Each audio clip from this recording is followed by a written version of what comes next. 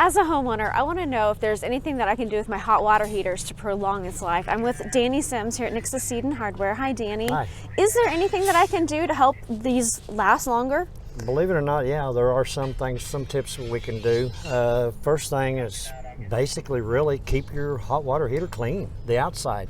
As you can see on a gas model, there's a vent there, and if dust or lint or corrosion or anything gets around that, it suffocates the air.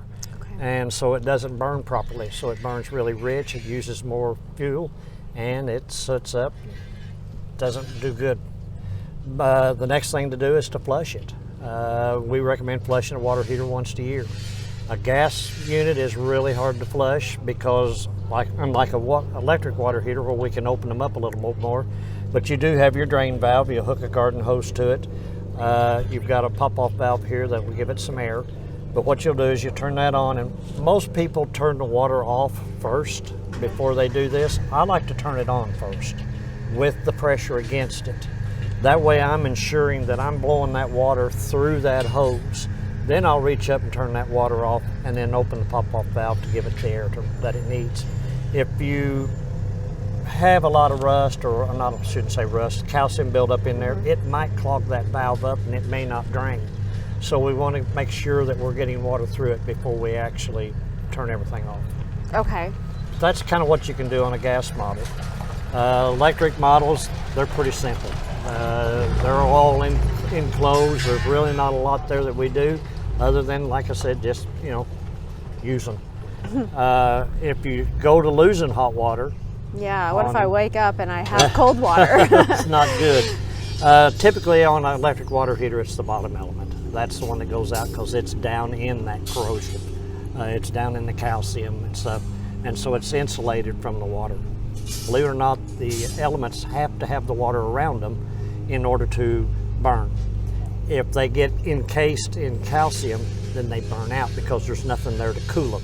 They'll actually heat up and burn wild and burn in two.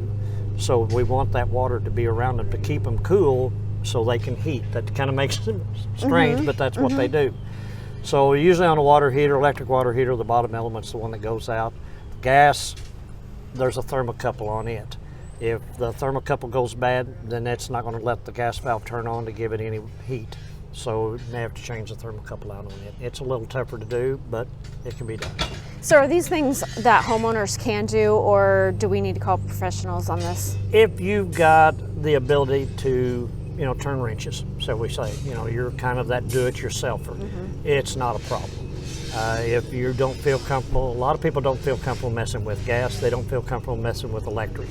But if you've got that ability, that you feel comfortable turning tools, then yeah, it's an easy deal. You said like the manufacturers recommend flushing these out once a year? They do. They recommend flushing them out once a year.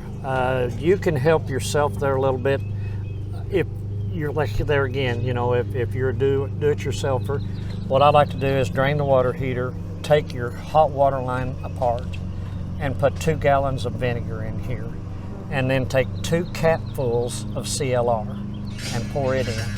To get rid of residue? And let that set, and that'll help dissolve that residue that's in the bottom.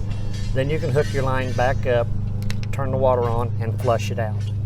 Okay, I've got one more question. Okay. If I ever have like the sulfur smell coming out of my faucet, what causes that? There's underneath this plug right here is what we call an anoid rod, and it's a sacrificial rod. Any of the corrosive metals and stuff that's in our water that attacks this tank, instead it attacks that rod, and so it gets all the nasties. And so there again, it'll start to stink. And what you do is you pull this plug, there's some foam insulation there, you'll take that insulation out, and it takes an 1/16 socket on there, and you'll pull that rod out, and it'll be a 3-foot long rod. Some plumbers won't put the rod back in, they'll just plug it off. I like to change it. Most of the manufacturers put a magnesium rod in. I like to put the aluminum rods back in, especially in our part of the country here, they do better. Okay. So I put the aluminum rods back in. All right, well thank you for all that helpful information. For more videos like this, make sure you subscribe to our YouTube channel.